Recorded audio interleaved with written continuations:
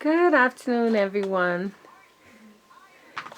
I am my own cameraman, photographer, everything else that goes with this project. I just want to say welcome to my channel. This is the Island Girl. This is a channel about my travels to many different places.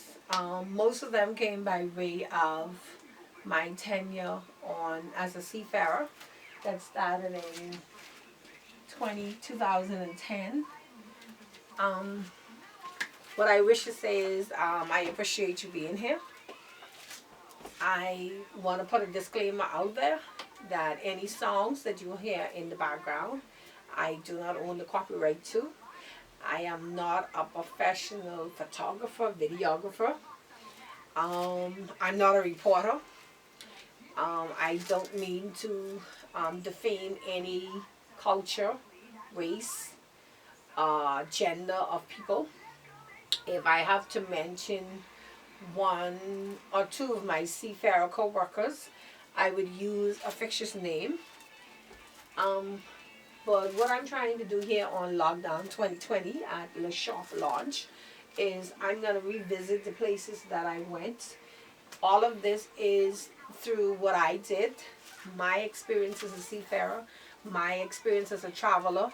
95% of it was solo, which I'm very proud of because the only language that I do know is English. I haven't learned another one, and I had no reason to. But due to the economical downturn in 2010, I then had to leave home for employed by reason of employment. I accepted a job on Norwegian Cruise Line. At the time it was NCL. It is now Norwegian Cruise Line. It is based out of Miami. It was one of the best decisions of my life that I made. It allowed me to live a childhood dream. Like I said before in previous videos, I'm from the Bahamas. I wouldn't trade it for any place in the world. I love this little country. My favorite place in the Bahamas is Moores Island. It's on the southern tip of Abaco in the northern Bahamas. If you were to visit my Instagram or YouTube channel, Facebook, you would find and you would actually see how much I love this little place. But I'm an island girl, born and raised. Love it. Wouldn't change it. But after getting that opportunity, I did travel just a little, about 10% by way of vacation throughout the United States. I think the only, well, Puerto Rico is part of the United States too. But I had done a few states there. But the majority of the last I counted on my seafarer's journey by way of employment, it was 89 different places. I can't say 89 countries, 89 different places that I was afforded the opportunity to visit. These parts I was able to explore in detail because on average it was 3 months where you went a different day to a different port. And because I've been in the casino all my life, I love it, I enjoy it, I then went there to work in the casino. Now anything that you know about Norwegian Cruise Lines is that they run their casino the same as land-based. They had a 24-hour casino, whereas the other cruise lines had a shutdown date. NCL didn't. We went as a land base. So it was just smaller, compressed, but it was a casino. It was just not something to do and by 2 or 1 o'clock it was closed. They did 24 hours. So that is the reason why I took the seafarer's job. And then I got this perk of traveling. So there I learned that 50 miles out, 98% of the ports you had to be closed. So because you're in port average of 8 hours, minimum maybe 6, I was able to explore. So because I was there, this is what I wanted to do, I lost sleep, and most of the security personnel got used to me being the first crew off and the last crew member back before shore leave was over. That was just standard. I would get sleep, or I would get sleep and I die. I would sleep long enough. But there was no way. I was going to go to Europe. There was no way I was going to go down to South America and not see what was outside. I couldn't sleep. There is no way. So that is how I was able to. I denied sleep. I worked. I functioned. But when they docked, I knew where I wanted to go, how I wanted to get there. It just took me enough time to speak with other crew members who had done the itinerary before, and then I find my nick and knack. So, I'm not an expert on traveling. This is through my eyes only, what I see, what I did. Most of the time I went solo. Because a lot of times, as a Bahamian, I was the only crew member as a Bahamian. About 98% of my tenure was done by myself, solo. I had nobody to associate what fish fry was what under the dock was, what a Keats was. I had nobody to talk to. That's when Skype became my best friend. So what I'm doing now is I explored. I found out. I checked the ship itinerary to see where they send passengers on tours. And then I went around and found it as a crew member. How could I get there? Sometimes I did it the local way. Sometimes I had to go as a shore, work with the Shore X, and then go. Because if it was too far to do, like someplace like Pompeii, there was no way I could get there by myself. But then there was someplace far like Isle of Capri in Italy, Naples. I just had to get up a little bit earlier, push a little bit harder, but I was able to do it. But long story short, this is my experience. This is what I did. This is how I did it.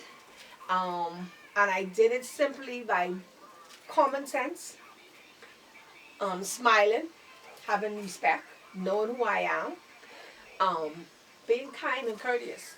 There was times when I needed to take a picture. The way I did it was I would look for like a couple that looks like they're so bubbly in love, or a family, a child in a stroller. Or I would look for another solo person that's taking a picture. But then I have my, what I call my discerning spirit. I had to get this feeling that it was okay. And then another way I did it was I would take pictures like when I was throughout Europe. And because I didn't know Italian, Spanish, or French, I took pictures going. And that I did in reverse. Because for a time every week, I took the train into Rome. Just for something to do. I caught the train into Rome, which is very difficult if you only speak English. But I mastered it, I did it. That's another story for another day. But I did it. And then I surprised myself. My awareness became, because as a Bahamian, you're going to realize that we are laid back. We have something called Bahamian time. I'm moving until I'm ready. And the world just look at us and say, y'all don't stress about nothing. But we do. We do it in just a different way. But so with all of that in mind, this is who I am. I love traveling. From a little girl, I always wanted to. Didn't know how it was going to happen. At a point in my time, in my life, I used to say, oh, I want to be an airline stewardess. That's what it was before it became flight attendant. That was knocked down quick because of my size. I was told, oh, you have to be small and petite and of small statures. So that is when that went out the door. Then financially, I knew there was nobody in my family to leave me a trust fund that I knew about. So that wasn't going to happen. But it became possible in 2010, and I took the opportunity. And that opportunity has taken me to Europe, I would say 3 times, down to the Panama Canal, throughout the Caribbean, and then back home. So I have something to say. It's not from a professional point of view. It's not to be dissect. You're going to find a lot of words. I call them wrong. Like if you say Palma de Mallorca, you see what I'm saying? My tongue gets twisted and tied, but this is me. I'm going to try to go at a reasonable pace so you can understand everything I'm saying. You may have to rewind. That's why I'm saying this is not a professional travel channel. This is me on lockdown 2020. The Bahamas is on lockdown. But I am also out of work for the next 90 days. So this is going to take me till June. So this gives me the get up and go every morning to say, I need to go in the back and I need to figure out how to use this drone to my advice. I have a drone. Then if I'm going to go with the spy camera that's over here, you're going to find I have a lot of gadgets. Or I'm going to go with my camera, which gives me the best photos, but it's always full. So the tablet, you know, trying to put, so it's giving me something to think about. This is something that I was preparing to say, to get to do, to know how to do for 2022 when I retire. And this is looking, I'm not giving up on 2022, but we're looking at kind of a little dim here. So what I got to do now is to keep myself in that form and to keep up, because it is depressing. There's nothing you can do about it. It's not our fault. That you can't blame the government. There is, so this is what I'm going to do. I'm going to travel. In my mind, I'm going to relive that, and I'm going to let you know. We'll be taking a flight on Boeing 747. Lockdown. All flights are free. Come go with me.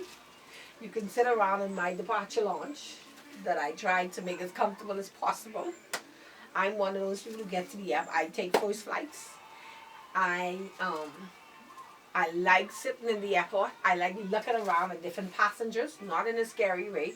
I like trying to guess where they're going by how they dress. You know, because you can always see somebody that's going to the Caribbean. They always have on some floral shirt, something, or want to be dancing, or some straw hat that they got on from Amazon because they're going. And then you can tell if somebody's going, somebody's cold, or somebody's on a business trip, or somebody who's just on vacation. I like, that is what I keep myself entertained other than in the airport. So come go with me. You may go to Sydney, which is in Newfoundland, or we may go back to Boston, or we can cross the Panama Canal, or we can be happy and go to Key West. Or simply put, we can just go to Venice and just catch a gondola. I think I said that right. And just, you know. So the world is going to get back and travel is going to start. So take a journey with me.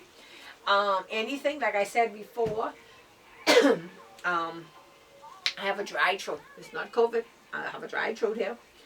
I'm going to always have to have water or something. So, but we're going to take this journey somewhere with me. This island girl took on the road. So be safe. Stay inside. Follow the rules. And see you soon.